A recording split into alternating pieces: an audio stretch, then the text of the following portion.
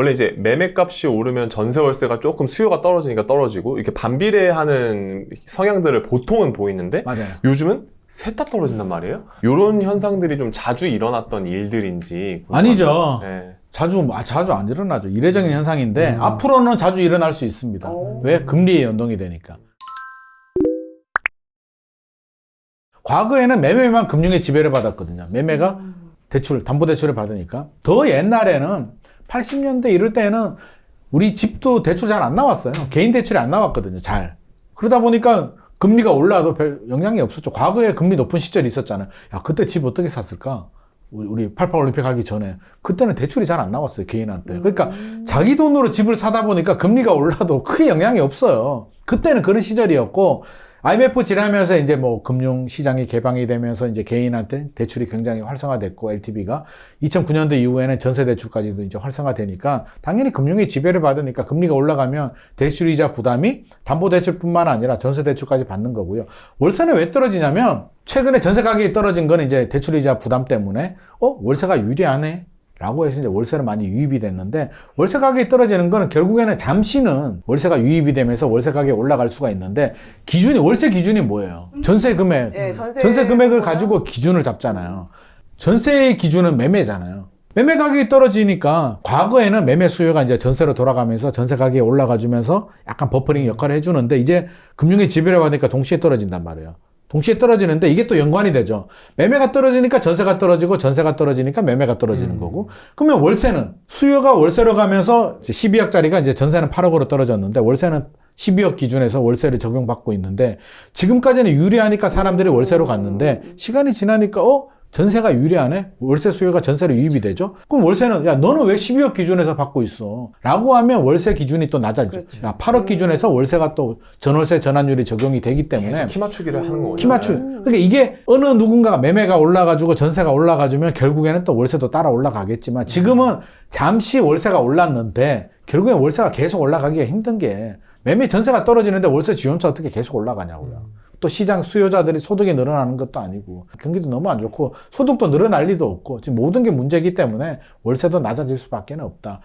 그래서 뭐 전세가 소멸되지는 않을 것 같고요. 당분간 전세 월세가 이렇게 공존하면서 이렇게 엎치락 뒤치락 하지 않을까 싶습니다.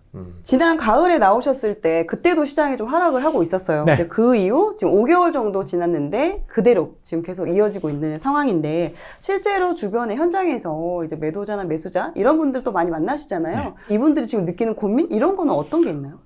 일단 집주인들은 전세가 고통스럽고요. 집값 떨어지는 거 당연히 부담되죠. 싫은데 현실적인 고민은 전세고요. 전세 가격은 뭐 어떻게 방법이 없어요. 그냥 뭐 대출을 일으키든 어떻게든 돌려줘야 되는 돈이고 마음 착하신 분들은 그렇게 고민하시는 거고요. 안 착하신 분들은 그냥 버티는 분들도 계시더라고요. 근데 또 세입자가 굉장한 고통을 또 받고 있는 상황이기 때문에 전세는 좀 심각한 상황이긴 해요. 그래서 이게 언제 회복될지는 모르겠는데 단기간에 빨리 회복되기는 좀 힘들지 않나 하는 생각이 들어서 혹시라도 내년에 전세 만기가 있으신 분들은 저는 미리 좀 지금 전세 시세를 확인한 다음에 계속 떨어지진 않아요. 어느 정도 떨어졌기 때문에 만약에 내가 전세를 5억에 줬는데 지금이 3억 5천이에요. 예를 들어서. 그러면 3월이 만기라고 한다면 1년 남았지만 지금부터라도 저는 1억이나 1억 5천 정도는 미리 좀 시간을 두고 그러다 올라가주면 다행인데 아닐 수도 있기 때문에 그렇죠. 갑자기 준비하면 또 이게 급전을 마련해야 되니까 미리 좀 자금은 준비하시는 게 좋을 것 같고요. 그러니까 전세를 굉장히 부담스러워 하시고 제 주변에 보더라도 전세 때문에 스트레스 받으신 분들이 너무 많아요. 급매물도 사실은 1월 달에 급매물이 좀 나왔잖아요. 전세 때문에 나온 매물이 한 80% 될 겁니다. 전세 감당이 안 되고 세입자가 계속 전화오고 세입자는 전화해야죠. 그렇죠. 내 돈 받아야 되니까 전화하는데 집주인은 미치는 거죠. 이게 뭐 원래 우리나라 전세 제도의 전제 조건이 전세 가격 상승이잖아요. 올라가야만 전세금을 돌려주고 내가 좀 남는 거거든요. 지금처럼 이렇게 하락을 하면 입주 물량이 많이 나올 때야 6개월, 1년 지나면 다 해결이 되는데 지금은 그런 상황이 아니기 때문에 미리 좀 준비를 하시는 게 좋은 것 같고 그렇다고 급매물로 막 던질 생각은 별로 없더라고요. 다수의 집주인들은 아직은 아니다. 그러니까 패닉 세일이 올 정도는 아직 아니다. 근처도 오지 않았다는 생각이 들고요. 매수자들은 일단 급한 게 없습니다. 지켜보자가 80%인 것 같고요. 살려고 마음먹으신 20%들은 고민을 하시더라고요. 12월 달, 11월 달은 아예 고민 자체를 안 했고요. 막 떨어지니까 아유 됐고 그냥 아예 신경을 꺼버리는 거고요. 최근에는 고민을 하시더라고요. 1월 달에 거래량이 어느 정도 올라가니까 이제 고민은 들어가요. 이제 사려고 하시는 한 20, 30% 정도는 고민을 해. 사야 돼? 말아야 돼? 어떻게 해야 돼? 이제 문의도 하고 나름대로 계산기도 두들겨보고 추이도 지켜보고 지금 그런 상황이고 단적으로 분양 현장에서 이제 이런 전화가 최근에 많이 온다고 합니다. 가격 안 내려. 정신 못 차렸네. 나는 시간 많어. 막 이러면서 끊어버린다고 하더라고요. 그게 저는 시장 분위기를 단적으로 좀 보여주는 게 아닐까. 그래서 한마디로 나 시간 많어. 아무리 생각해봐도 금리가 빨리 내릴 것 같지도 않고 전세 빨리 오를 것 같지도 않고 추가 규제가 빨리 나올 것 같지도 않고 어차피 나는 그냥 이미 타이밍 놓친 거 이제 여유 있게 기다려 볼래. 단 1월달 정도 가격 또는 그 이하 30% 이하 떨어진 매물이 있으면 연락 줘봐. 그거는 내가 고민해 볼게. 왜 그러냐면 제가 이제 앞서서 이제 실수요자들 뭐 집 사도 된다 뭐 필요한 분들 무주택자들도 하는 게 기준은 저는 30%거든요. 산다면 필요해서 산다면 혼인이라든지 뭐 부모님 봉양이라든지 자녀 교육이라든지 아니면 다른 이유 때문에 필요한 분들은 이제 살 수도 있잖아요. 그렇죠. 그러면 저는 항상 고점 대비 30% 정도는 조정되는 매물을 사라. 왜? 아까 앞서서 제가 일부 때 2차 하락이 있을 수도 있다라고 말씀드렸잖아요. 2차 하락이 얼마나 되느냐면 물론 모르겠지만 고점 대비 최고 50%까지는 떨어질 수도 있거든요. 최악의 경우. 그러면 40% 떨어지면 마이너스 10%죠. 나는 30% 버퍼링을 가지고 들어가잖아요. 10% 더 떨어지면 10%포인트 정도 손실을 볼 수도 있고요. 최악의 경우는 20%까지 손실을 볼 수도 있는데, 자, 우리가 투자를 하면서 또는 실거주 목적도 있다면 100% 리스크 없는 투자는 없거든요. 진짜 100% 리스크를 제거하고 싶으면 안 하면 돼요. 그냥 은행에 돈 넣어두면 돼, 그냥. 부동산이든 주식이든 투자를 한다는 얘기는 어느 정도 리스크를 안고 투자하는데, 일단 30% 안전마진을 가지고 들어가는 거잖아요. 그렇게 본다면 저는 내 가족이 필요해서 잘 살고 있다가 뭐 10% 떨어지는 거 신경 안 쓰면 되지. 떨어질 수도 있지. 생각을 이렇게 해야죠. 우리 집값 7천 떨어졌는데 어떡하지? 막 스트레스 받지 마시고 바닥에 가까이 오는구나. 이제 다 갔네. 조금만 더 기다리면 이제 끝나겠네라는 생각을 가진다면 분명히 그 과정을 지나면 올라갑니다. 올라가기 때문에 버퍼링 정도는 저는 30% 정도 안전마진은 가지고 가는 게 좋겠다는 말씀 항상 드립니다. 아무리 LTV가 높아지고 뭐 설사 DSR이 풀린다고 하더라도 집값의 50% 이상은 저는 대출 안 받는 게 원칙이라고 생각을 하고요. 가급적이면 30% 정도? 내 자기 자본이 50에서 70% 정도는 가지고 들어가는 게 좋겠다. 물론 전세 끼고 투자는 좀 다를 수도 있지만 이제 전세도 떨어지는 거 확인했거든요. 맞아요. 그래서 이게 사실은 전세가율이 높아져 가지고요. 이게 갭이 얼마 안 들어가는 게 굉장히 과거에는 굉장히 좋은 투자 방법이었는데 이번에 이제 확인이 된 게 처음이죠. 전세 가격도 떨어질 수 있구나. 미치는구나를 이제 처음 확인했단 말이에요. 왜? 전세가 이제 금융의 지배를 받기 시작했단 말이에요. 앞서서 제가 2009년도 이전에는 대출이 없었잖아요. 대출이 없을 때는 괜찮은데 그동안 저금리였다가 이제 고금리가 되다 보니까 금리가 높아지면은 금융의 지배를 받는 전세도 매매와 동반 하락할 수도 있겠구나를 이제 우리가 깨달은 거죠. 그렇게 된다면 설사 금리가 지금 올랐다가 다시 내렸다가 한 5년 후에 또 안 오른다는 보장이 있냐고요. 그건 모르잖아요. 또 오를 수도 있으면 또 전세 가격 떨어질 수도 있는 거기 때문에 이제는 굉장히 좀 전세도 더 보수적으로 과거처럼 뭐 전세가율이 높으면 높을수록 좋아 라고 하기에는 이제는 리스크 관리가 하나의 요소가 더 추가됐다. 전세도 떨어질 수 있다는 점을 우리가 좀 고려해야 왜냐면 실거주 하시는 분들 같은 경우 지금 특례보금자리론이 나오면서 이제 최대 5억까지 대출이 가능하잖아요. 특히나 DSR까지 안 본대. 그리고 맞아요. 금리도 거의 4%대 맞춰준대. 하니까 일단은 5억을 최대한 대출을 받아서 거기에 맞게끔 집을 살려고 하시는 분이 은근히 많으셔가지고. 특례보금자리 좋은 제도죠. 저는 혜택을 주면은 받아야 된다고 보거든요. 앞서서 우리가 뭐 양도세, 특례 뭐 이야기를 했잖아요. 5년간 면제 혜택이잖아요. 받아야죠. 특례보금자리 혜택이잖아요. 받아야 되는데 이제 계획을 잘 세워야죠. 5억 대출을 받는데 뭐 자기 자본이 어느 정도 뒷받침이 된다면 그 9억 이하잖아요. 그러면 8억 9천짜리 뭐 예를 들어서 노원구에 무슨 아파트를 산다. 물론 그 조건에 맞는 아파트를 사는 건 좋아요. 고점 대비 30% 정도 떨어졌고 아파트 역세권에 뭐 혹시라도 상계주공 같은 경우는 오래 가지고 가면 또 재건축도 지금 막 추진하고 있으니까 미래 가치도 있는 거잖아요. 내재 가치도 있고 이런 아파트인데 정부에서 혜택을 주면 요거까지 받아서 들어가는 건 좋은데 5억까지니까 5억 최대한 받아가지고 여기에 맞춰서 이렇게 해야지. 그런 계획은 그 상황에 따라서 5억을 받을 수도 있는 거고요. 4억을 받을 수도 있는 거고 3억을 받을 수도 있는 거지. 그 앞뒤가 바뀌었잖아요. 대출에 맞춰서 물건을 정하는 게 아니라 물건이 좋으면 거기에 맞춰서 대출을 가는 게 상식이죠. 왜냐면 이제 대출이 이제 막 규제를 했다가 완화를 하니까 이참에 또 언제 묶을지 모르니까. 저는 이참에 너무 그러는 것보다 항상 모든 투자도 마찬가지고 우리 삶도 마찬가지인데 기본에 충실해야 되거든요. 기본이 뭐예요? 투자의 기본이 뭐예요? 물건이 좋아야죠. 부동산의 기본은 물건이잖아요. 입지, 물건, 내재 가치가 있느냐, 현재 가치가 있느냐, 시장 가격이 탄력적이냐. 아파트 자체가 좋아. 좋으면 얼마야? 얼마짜리? 내가 가지고 있는 금액은 요 정도인데 특례보금자리에 나와. 근데 특례보금자리 좋아. 그럼 내가 자금이 예를 들어서 5억 원이 있어요.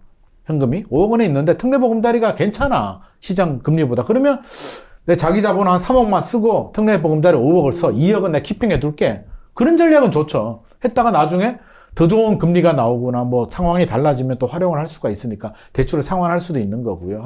그런 분들은 괜찮은데 뭐 현금 한 2, 3억 가지고 특례보금자리 5억 가지고 맞춰서 8억짜리 나는 8억짜리 물건 무조건 찾아야지. 이렇게 들어가는 건 앞뒤가 바뀌었다. 기본에 충실하지 않다라는 생각입니다. 어쨌든 부동산이라는 게 사람이라면 무조건 써야 되는 필수제이잖아요. 매매로 해결을 하든 네. 임차로 해결을 하든 네. 어쨌든 해결을 해야 되는 건데 지금 만약에 월 한 300 정도 받는 직장인이라고 쳤을 때 집을 사는 게 좋을까요? 전세를 살고 좀 기다리는 게 좋을까요? 아니면 월세로 가는 게 좋을까요? 어떤 게 최선의 선택인지. 월 300 무주택자인가요? 무주택자 기준으로. 현금 5천요? 현금 5천. 좀 고민은 되는데 저는 이런 분들은 또 정부에서 제가 주는 혜택은 저는 바라고 했잖아요. 요즘 뭘 나와요? 정부에서? 뉴홈은 세 가지 종류가 있거든요. 나눔형, 뭐 선택형, 일반형이 있는데 나눔형이 괜찮더라고요. 나눔형이 주변 시세의 70% 이하로 굉장히 저렴하게 분양을 하고요. 나중에 시세 차익은 70%만 보장을 해줍니다.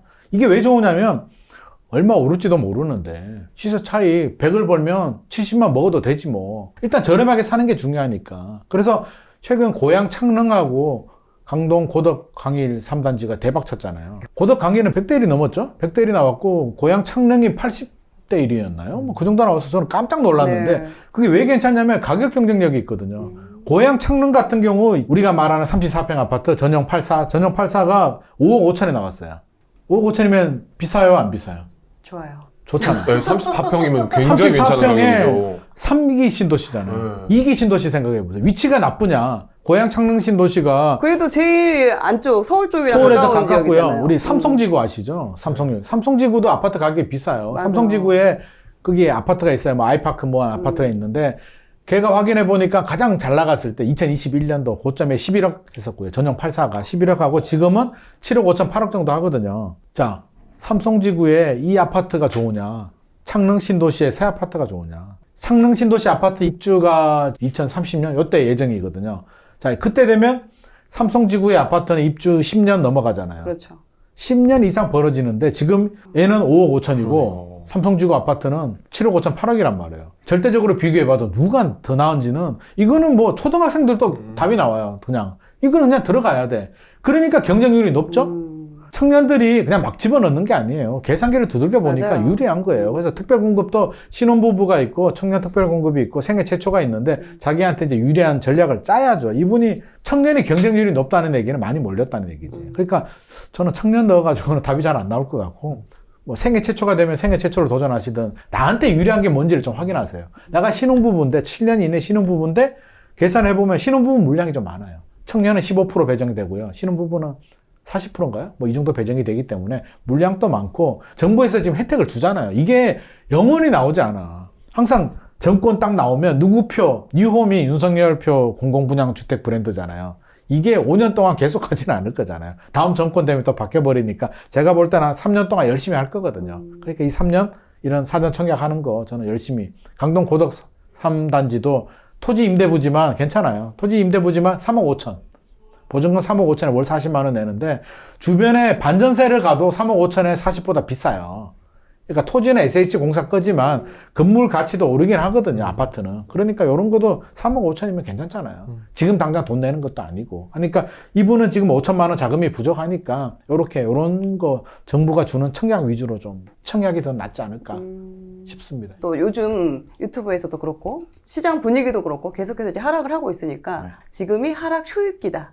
초입기라고 하니까 그럼 앞으로 더 떨어지겠다는 의미인데 1주택자인 분들이 특히나 물론 언제 샀느냐에 따라서 내가 또 얼마에 샀느냐에 따라서 또 이제 다를 수 있겠지만 이런 고민을 하더라고요. 초입이니까 지금 팔고 더 떨어지면 그때 좀 싸게 사는 게 어떨까? 실질적으로 이런 고민을 많이 하고 있거든요. 이론적으로는 좋죠. 이론적으로는 이게 좋은 전략이에요. 근데 기가 막힌 전략인데. 네. 근데 사실 이게 갈비뼈인지 허리인지 사실 우리가 예측만 할 뿐이지 모르잖아요. 모르는 거고. 지나봐야 아는 거긴 한데. 이 이제 심리가 멘탈이 이제 강해야 되는데 사실 우리는 생각의 동물이고 이 마음이 있잖아요. 마음이 중요하잖아요. 마음 먹기에 따라서 진짜 괴로울 수도 있고 같은 돈이라도 100억짜리 부자가 10억이 되면 자살하는 거고요. 1억 있는 사람이 10억 되면 굉장히 행복한 거거든요. 그게 마음에 달린 거란 말이에요. 저는 무주택자들은 괜찮아요. 왜? 처음부터 없었기 때문에 제로 몰라. 베이스니까. 네. 제로 베이스니까 집이 있든 없든 아무 상관이 없어요. 근데 이거 고기도 먹어본 사람이 안다고 치킨 한번 맛본 사람이 안 먹을 수 있냐고. 그러니까 집 한 번 있던 분이 팔고 나면 굉장히 불안해요. 심리적으로. 팔 때도 마찬가지지만 살 때도 마찬가지예요. 내가 제대로 샀나? 좀 더 기다렸다 샀을까? 막 이런 생각도 들잖아요. 샀을 때.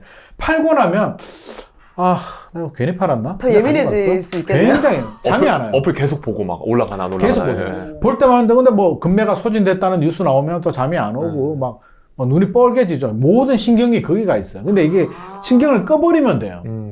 집값도 오를 때는 다 오르죠. 팔고 나서 이제 엄청난 불안감이 막 들어오는데 그럼 이게 언제 지금이 이 정도라고 하면 이게 언제 내려가서 그럼 언제 살 거예요? 예를 들어서 갈비인지 허리인지는 모르겠지만 갈비면 허리에 살 거예요? 무릎에 살 거야? 본인만 나름대로의 기준이 있겠지만 무릎에 산다라고 생각을 해봅시다. 그럼 이게서 무릎 내려가는 과정이 바로 내려가면 좋죠. 바로 안 내려가잖아요. 만약에 3년이 걸린다라고 하면 3년 동안 보면서 하루하루 그게 마음 졸여가면서. 안 되죠. 그래서 항상 중간에 엉뚱할 때 들어가더라고. 제가 그런 분들 보니까 한 요 정도에서 실제 주변에서도 그런 많았죠. 분들이 사례가 있죠, 있으세요? 있죠. 똑같은 집을 자기 집을 팔고 1억 더 주고 그 집을 샀다고. 그래서 제가 물어봤어요. 아니 왜 그러세요? 왜 똑같은 집을 또 사요? 그러니까 불안해서 잠이 안 온다. 그러니까 이론적으로는 왠지 말씀한 것처럼 지금 초입이니까 팔고 나중에 받을 때 사면 되지. 이게 이론적으로는 너무나 당연한 근데 그게 말인데. 그렇죠. 모르죠. 이게 또 미래를 현실에서는 모르니까 겪어보지 않았으니까. 살짝 오르면 불안해가지고 올라가는 가격에 그럴 살 수 수도 있겠네요. 있고요. 이제부터 오르는가 보다. 이렇게 판단 미스할 수도 있는 거고요. 이게 초입인 줄 알았는데 알고 보니까 이게 초입이 아닌 거야. 혼자 막 멘붕이 와가지고 그냥 호가 오른 가격에 사버릴 수도 있는 거고요. 여러 가지 문제들이 생길 수도 있기 때문에 절대 그러지는 마셔라. 팔았으면 사는 게 맞아요. 파는 거는 팔았으면 이제 사긴 사야 되는데 언제 사는지 타이밍을 잡는 게 굉장히 고통스러울 거다. 그래서 적당할 때가 되면 차라리 나보다 더 좋은 가치의 아파트가 있다면 팔고 그냥 갈아타는 게 마음 편하지. 현금 가지고 있다가 하면 또 이게 돈이 신기하게 야금야금 없어져요. 또 형 갖고 있으면 어디 또 쓰게 이게 되니까. 남편이 사업 자금한다 그러고 뭐 애 재수한다 그러고 돈이 계속 줄어들어. 줄어드는 거 보면 또 불안하거든요. 그렇기 때문에 저는 1주택은 보험이다. 그냥 가지고 가셔라. 그리고 내 집이 가치가 낮으면 가치 높은 집으로 갈아타는 거는 좋겠다. 하지만 계산하지 마라. 1주택자들은 계산하면 답 안 나와. 이게 여기다. 우리가 여기라고 예측을 하는 거지. 이게 실제로 지금이 허리일 수도 있고요. 뭐 어깨일 수도 있고 모르잖아요. 일단 지나봐야 되는 거기 때문에 우리는 예측을 하고 추가 투자를 위한 최선의 선택을 하는 거지. 그런 방법은 바람직하지 않다. 1억 더 주고 사시면 결과적으로 잘 샀지만 그 당시 남편이 당신 뭐 하는 짓이냐고 막 화를 냈다고 하잖아요. 우리 월부 채널 시청자분들이 30, 40대가 되게 많으세요. 네. 그래서 30, 40대로 돌아가셔서 투자를 준비한다라고 하면 또 요것만은 준비하겠다. 뭐 이런 게 있으시다면 저희 시청자분들에게 꿀팁, 조언 정도 주시면 좋을 것 같습니다. 만약에 돌아간다면 지금 분위기에서 제가 돌아간다면 지금이 굉장히 좋은 때라는 생각이 듭니다. 왜? 2020년? 2021년도에는 정신이 없잖아요. 막 오르는데 생각할 시간이 어딨어. 분석할 시간도 없고 공부할 시간도 없고 자금 마련할 시간도 없고 차분하게 생각할 시간이 없잖아요. 그래서 사실 그럴 때는 굉장히 좀 힘든 상황이고요. 오히려 지금은 황금 같은 시기에 앞으로 투자 계획들 저는 항상 그런 생각이에요.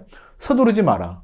인생 길다. 만약에 30대라고 볼까요? 30대면 우리가 70까지 요즘 투자해야 되거든요. 요즘 60까지는 활동을 많이 하시거든요. 그러면 30대, 40대, 50대, 60대, 40년을 투자를 해야 되거든요. 40년을 투자하는데 이게 벌집순환 모형 이론도 있듯이 항상 돌고 돌잖아요. 그럼 40년 동안 10년 주기를 본다면 4번의 기회가 있고요. 4번의 기회가 있는데 10년 동안 빼자고요. 어깨 빼고 무릎 빼고 몸통 안에서 투자하면 되는 거잖아요. 그러면 10년 동안 한 5년 정도 앞뒤 잘라버리고 상승기 한 5년 정도만 보고 그때 한 2개씩, 1개나 2개씩만 투자해도 앞으로 4번에서 8번, 많게는 10번까지 투자 기회가 생기거든요. 무리하게 막 몇 채씩 막 안 사도 사서 또 팔아서 이렇게 해도 되고 그러면 앞으로 기회가 굉장히 많다. 제가 2020년도, 2021년도 막 연끌할 때 제가 이런 말씀 많이 했어요. 제가 손님들한테도 좀 많이 남았다. 제발 서두르지 마셔라. 앞으로도 기회 많은데 이번 기회를 놓쳤다고 왜 끝날 것처럼 얘기를 하냐. 그러니까 이제 지금은 차분하게 계획을 세울 때죠. 이제 다음 30대라면 35세의 기회가 올지 뭐 그건 모르잖아요. 모르지만 지금 자금이 부족한 분들은 열심히 종잣돈 만들어야 되고 신경 끄면 안 되죠. 관심 가지고 종잣돈 만들고 부동산 공부도 하고 대책 나오면 분석도 하고 이렇게 월부들 유튜브도 보고 열심히 공부하면서 나름대로 전략도 세우고 임장도 많이 해야죠. 내가 필요할 때 현장 가서 그냥 물건이 뚝 떨어지나요?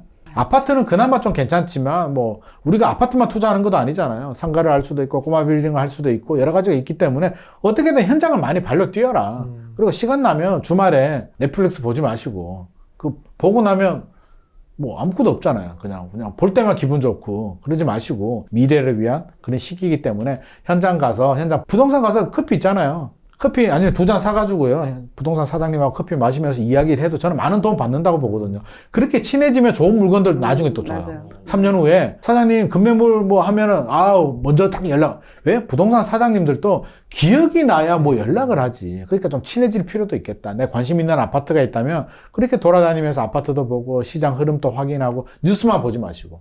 뉴스만 보면 우리 기자님들도 저는 이해를 하는 게 먹고 살아야 되니까 그쵸. 자꾸 클릭률. 폭락 얘기하고 막 하는데 막상 현장에 가보면 별로 안 떨어진 단지들도 있고요. 전혀 다른 단지들도 있고요. 제가 최근에 마곡 갔다 왔는데 폭락 막 이렇게 뉴스가 나와가지고 마곡 갔더만 일부 단지, 그 단지만 투자 수요가 많이 유입이 됐대요. 거기만 많이 떨어지고 나머지 단지들은 많이 안 떨어졌더라고요. 그래서 전혀 다른 상황이 발생할 수도 있기 때문에 현장 많이 돌아다니시고 공부도 좀 하시고 책도 이제 아무 책이나 보지 마시고 좀 도움되는 책들 있잖아요. 내용 한번 쭉 보시고 법률적인 내용이라든지 좀 괜찮은 책들 위주로 보시고 요즘 유튜브도 너무 많더라고요. 맞아요. 좀 검증된 유튜브 충분히 좋은 월브 TV. 거 월브 TV 뭐 이런 것들 여기요. 네.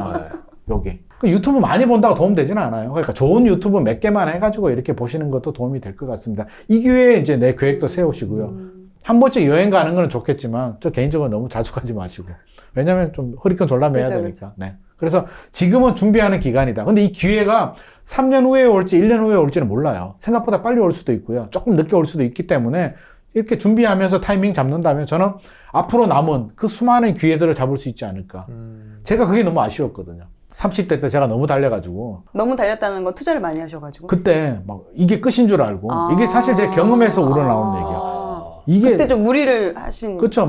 이게 끝날 것 같더라고. 내 인생이. 이때 빨리 해가지고, 파이어족 돼야 될 것 같은 기분에 막 했는데, 그게 결국에는 잘못 무리하게 투자를 하면 또 독이 될 수도 있어요. 그러면 저도 좀 힘들었거든요. 글로벌 금융위기 그때. 그래서 좀 물린 것도 있고, 손해보면서 판 것도 있고, 여러 가지가 있었기 때문에, 제가 항상 3040, 20대들도 있겠지만 3040들한테 말씀드리는 거 좀 길게 보셔라.